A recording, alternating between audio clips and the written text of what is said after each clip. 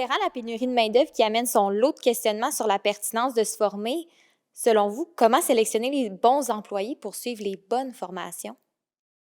Selon moi, si on se fie seulement à la pénurie de main-d'œuvre pour décider qui on forme et qui on forme pas, je pense qu'on formerait jamais personne.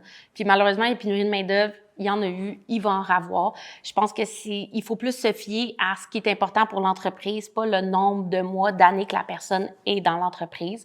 Je pense qu'il faut regarder aussi qui est intéressé parce que c'est pas vrai que 100% de nos employés vont vouloir suivre des formations, puis c'est super correct. Donc, de regarder avec les employés qui a quel intérêt, qu'est-ce qui est disponible aussi à ce moment-là. Il n'y a pas toujours des formations en tout temps, surtout. Donc, c'est de regarder ça. Chez Influence, on va surtout regarder les objectifs stratégiques annuels afin de viser les bonnes formations et souvent les employés vont se manifester pour les faire.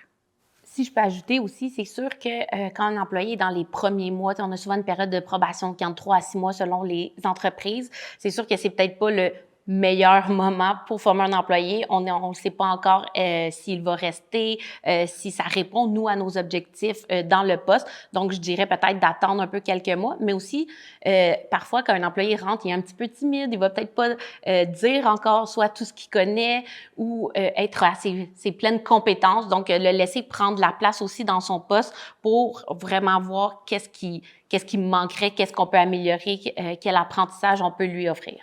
Mais dans le fond, ça serait quoi le bon moment? Je sais pas si on peut dire qu'il y a nécessairement un bon moment, tu sais, par exemple, un nombre de jours ou une période. Je pense qu'on le sait en dedans de nous. C'est un peu, on parle souvent de l'instinct quand on est entrepreneur, donc je pense qu'il faut écouter son petit feeling.